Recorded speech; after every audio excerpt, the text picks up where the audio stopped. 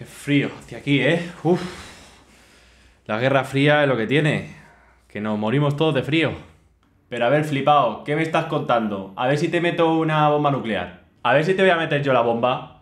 No te pongas chulo que te tire una bombita. Flipao, ¿qué me estás contando? Que tengo misiles en Turquía apuntándote. Si es que estos estadounidenses van a aprender, ¿eh? Pues no, el que vas a aprender eres tú, porque hoy toca ver la Guerra Fría. Y no es porque fuera en invierno, sino porque fue un enfrentamiento entre Estados Unidos y la Unión Soviética, pero nunca llegaron a enfrentarse en realidad. El hecho de que no hubiera una guerra directa entre la Unión Soviética y entre Estados Unidos hace que se le llame Guerra Fría, porque todos estos enfrentamientos se produjeron en distintos territorios, pero no directamente entre tropas americanas y tropas soviéticas. Que si en Turquía, que si en Grecia se lía, que si Berlín se pone un muro, que si Cuba hay misiles, que si hay una revuelta contra el gobierno en Latinoamérica, en Vietnam se asan todos vivos con el napalm, en Corea se pone ahí un dictador. Vamos, que de fría no tenían un pelo, más bien estaban las cosas bien calentitas. Yo creo que lo primero que tendríamos que ver es por qué Estados Unidos y la Unión Soviética, que habían sido amiguis en la Segunda Guerra Mundial, ahora se odian. Pues es que ¿por qué os queréis dar de leches? Si erais aliados antes, si os disteis besitos ahí en Berlín celebrando que Hitler le había palmado. Pues nada, ahora amenazando con las bombas nucleares. Si es que el ser humano no aprende, ¿eh? Bueno, pues la rivalidad entre Estados Unidos y la Unión Soviética vino porque ambos, después de la Segunda Guerra Mundial, se empezaron a acusar de que querían dominar el mundo, de que si tú eres un imperialista, de que si tú eres un comunista, de que si tú prefieres una dictadura, de que si tú quieres pisar los derechos de la gente. Empezaron a echarse las culpas de que uno quería dominar el mundo y otro quería también dominar el mundo. Y bueno, se empezó a hablar desde la parte occidental, Winston Churchill, el primer ministro británico, de un telón de acero. Ojo, esto no es que hubiera una tela de acero ahí en Europa, era pues un concepto simbólico para entender que la mentalidad soviética estaba muy alejada de la mentalidad occidental liderada por Estados Unidos, que llevaba pues el capitalismo consigo. Este telón de acero simbolizaba que los soviéticos tenían una concepción totalmente diferente de la política, de la economía, de la sociedad, y distaba de la concepción que tenían los americanos, los ingleses, y bueno, se le llamó a eso pues telón de acero, ¿no? Como cuando tú no piensas lo mismo que tu amigo, que dices que no, pues ese no era el telón de acero. Luego este telón de acero se encarna, se hace físico en el muro de Berlín, es decir, ya sí que tenemos algo físico, sólido, material, separando dos mundos antagónicos. Aquí entonces pues tenemos dos mundos. Estados Unidos se erige como defensor del mundo libre, de los derechos y las libertades, mientras que la URSS, la Unión de Repúblicas Socialistas Soviéticas, por eso lo llamo soviéticos y no rusos, pues decía que iba a frenar el imperialismo dominante de Estados Unidos, que para ellos pues era muy malo. De malo nada, flipao, ¿a qué te meto? ¿Pero qué me vas a meter tú, flipao? Estos dos bloques empiezan a formar una organización. En el caso de Estados Unidos y los países de Europa Occidental forman la OTAN, la Organización del Tratado del Atlántico Norte, que también se conoce como NATO, si lo pronuncias en inglés. Y por otro lado, pues se forma otra organización militar, pero en el eje soviético, que se denominará Pacto de Varsovia. Ambas organizaciones, tanto la OTAN como este Pacto de Varsovia, también tendrán sus organizaciones de apoyo económico. En el caso de la OTAN, pues estará ligada a la OCDE, y en el caso del Pacto de Varsovia, pues al Comecon. Por tanto, tenemos a la OTAN y a la OCDE, y por otro lado tenemos al Pacto de Varsovia y al Comecon. Estos dos bloques, por un lado el soviético y por otro lado, pues el norteamericano occidental. Aquí es donde se empiezan a complicar las cosas. No olvidemos que en Alemania había sido derrotado el régimen nazi y esta Alemania se dividió en varias partes. Una parte que sería la occidental, liderada por Francia, Estados Unidos y los ingleses, y otra parte liderada por los soviéticos. Que los soviéticos es que no querían saber nada de los demás. La parte occidental de Alemania será conocida como la RFA, la República Federal de Alemania, mientras que la parte soviética será conocida como RDA, República Democrática Alemana. La RFA tenía la capital en Bonn, una ciudad que estaba al oeste, mientras que la capital de la RDA, la soviética, pues estaba en la propia Berlín. Y es que Berlín, la capital que había sido de Alemania, pues se había quedado en un sitio bastante comprometido, porque se había quedado dentro del territorio soviético y la propia Berlín tenía unas partes que eran occidentales. Pero claro, es que estabas en medio del territorio soviético, por lo tanto Stalin intentó aprovecharse de esta situación. ¿Qué hizo Stalin para aprovecharse de esta situación? Pues decirle a la ONU que esas zonas que eran occidentales de Francia, Inglaterra y Estados Unidos se convirtieran en un territorio neutral. Anda, que no se la sabía Stalin, ¿eh? Claro, luego Stalin lo que iba a hacer es apropiarse de estas zonas neutrales. A esto, pues Estados Unidos se negó y lo que hizo Stalin fueron dos cosas. Primero, lo que hizo fue un bloqueo a Berlín, por lo tanto no dejó que pasara ninguna mercancía y bloqueó todas las rutas terrestres, a lo que Estados Unidos reaccionó pues con un puente aéreo. Es decir, los aviones intentaban aterrizar en esa zona occidental de Berlín para dar víveres, dar comida a los que estaban allí. O sea que Stalin, como vio que eso no funcionó, este bloqueo a Berlín, y además que se le estaba pirando mucha gente del territorio soviético, lo que hizo fue construir un muro. Aquí ya os he dicho pues que se materializa ese telón de acero ideológico en algo material. Kennedy, que era el presidente de los Estados Unidos, bajo el lema de "yo soy berlinés", pues dijo que era esto de poner un muro, que si la URSS era un estado tan democrático como se decía y que la gente estaba muy a gusto, pues que no se iría, ¿no? De hecho, Kennedy dijo: de mi país no se va nadie y se pueden ir, ¿por qué será? Este muro pues estuvo operativo hasta 1989, imaginaos, pues fue un drama, porque tienes a tu familia a 2 calles más adelante y de la noche a la mañana, porque fue prácticamente así, no puedes verlos. Y ojo, porque en Alemania no se queda la cosa, tenemos las guerras de Corea y de Vietnam. ¿Qué pasó en Corea? Pues que unos días después de que Japón recibiera esas bombas nucleares que tiró Estados Unidos, los chinos, con ayuda de los soviéticos, se aprovecharon e invadieron la península de Corea. Corea había sido una colonia japonesa y viendo que los japoneses estaban pues bastante débiles, intentaron meterse y echar a los japoneses. Claro, Estados Unidos dijo: estos comunistas que hacen aquí se van a apropiar del sudeste asiático, hay que hacer algo. Y los estadounidenses intervinieron. Lo que pasa es que los chinos, ayudados por los soviéticos, los dejaron a los estadounidenses prácticamente en una esquina de la península, pero gracias a un contraataque pudieron remontar ese territorio.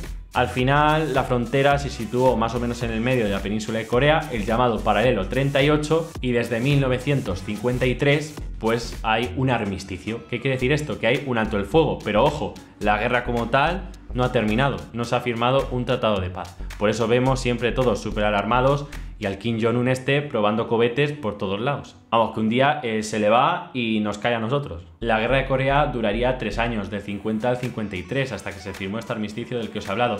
Nada comparable con la guerra de Vietnam, que duró nada más y nada menos que 30 añazos, del 45 al 75. ¿Qué pasaba en Vietnam? Bueno, Vietnam era una colonia francesa. Hay un día que Ho Chi Minh, el líder de los comunistas vietnamitas, dice que Vietnam es independiente. Obviamente esto Francia no lo acepta y se inicia una guerra. Claro, Ho Chi Minh, que era comunista, está ayudado por los soviéticos y Francia se ve ahí súper arrinconada y sobrepasada.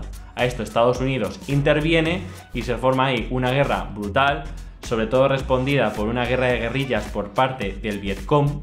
El Vietcong era pues los grupos militares comunistas de allí liderados por Ho Chi Minh. Y vamos, es que te sorprendían. Iba ahí una tropa estadounidense y de una te salía de un agujero del suelo uno y te pegaba un tiro en la cabeza. O te comías una mina y te dejaban sin pierna.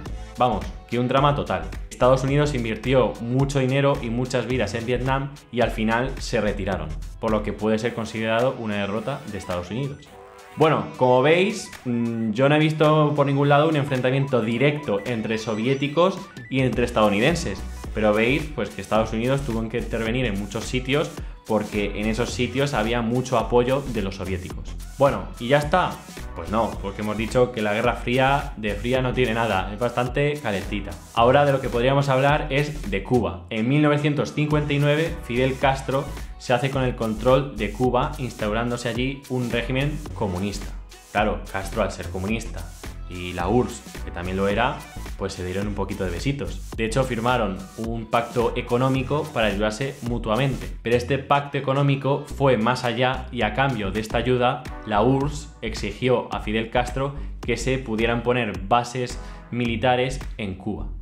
estas bases militares empezaron a albergar pues misiles. Esos misiles soviéticos instalados en Cuba, ¿para dónde apuntaron? Muy bien, si es que se nota que tienes un buen profesor. Pues efectivamente apuntaron a Estados Unidos. Claro, Estados Unidos, al ver en Cuba, porque tenían ahí aviones espías y sobrevolaban la isla, y de unas encontraron que ahí había 1000 cohetes apuntando a Washington. Pues no les hizo ni puñetera gracia. Bueno, y además es que Estados Unidos ya había intentado invadir Cuba con la famosa invasión de la bellacochinos y no le había ido bien. Estados Unidos aquí lo que hace con Kennedy es hablar con los soviéticos y decirles: oye, por favor, no mandéis más barcos con cohetes, a ver si la vamos a tener. Y después de semanas bastante críticas en las que estábamos al borde de una tercera guerra nuclear, vamos, que se podía haber acabado el mundo. De hecho, Khrushchev, el presidente de la URSS, lo dice claramente: aquí no hay un tercer mundo, y a no ser que queramos irnos a la luna, como hay una tercera guerra nuclear, no vamos a ninguna parte. Finalmente, gracias a Dios, después de un largo trabajo diplomático, pues Cuba accedió a retirar esos misiles de la isla cubana a cambio de que Estados Unidos prometiera no invadir la isla de Cuba y además retirar los misiles Júpiter que tenía puestos en Turquía, que el pillín de Estados Unidos ya había hecho lo mismo apuntando a la URSS. Después de esta salvada milagrosa, pues Estados Unidos y la URSS empezaron a hablar y a llegar a acuerdos para la desmilitarización nuclear. Son los famosos acuerdos de no proliferación nuclear, el SALT I, el SALT II, que lo que hacían estas firmas entre el presidente estadounidense y el presidente soviético era pues ir quitando cohetes nucleares para que la cosa no se liara. Y bueno, habría muchas cosas más que contaros, lo que pasa es que esto es lo más sonado. Hay una guerra civil en Grecia, también intervienen ahí con ayuda a los estadounidenses, hay ahí derrocamientos de gobiernos, por ejemplo en Guatemala, en el que la CIA está implicado. Bueno, Kennedy la palma, más que la palma, que le pegan un tirazo en toda la cabeza. Y de hecho se dice que esto pudo ser una conspiración y que fueron los conservadores o la CIA, yo qué sé, los que se cargaban a Kennedy, porque claro, Kennedy había logrado en 1964 que los negros por primera vez votaran en unas elecciones y acabar con esa segregación racial que había en Estados Unidos. Pero bueno, pues eso, son muchas cosas y vamos a terminar con una de esas importantes, que sería la creación del Estado de Israel y en conflicto Israel-Palestina. De todas formas, a mí me gusta llamarlo el conflicto árabe-israelí, porque no solo es Palestina el que está en contra de Israel. Bueno, en primer lugar, Israel se creó en 1948. Eso antes pues era una colonia británica, pero después de la Segunda Guerra Mundial y dado lo que había ocurrido con los judíos, es decir, el Holocausto, sobre todo el presidente estadounidense pues dijo que los judíos tenían que tener un lugar en el que reunirse y en el que formar un estado debido a lo que habían pasado. Este lugar terminó siendo Israel, pero vamos, que podía haber sido otro. De hecho, se llegó a hablar de poner el Estado judío en Argentina. Y tampoco en la Biblia es que tengamos ningún lugar concreto en el que se identifique la tierra de los judíos.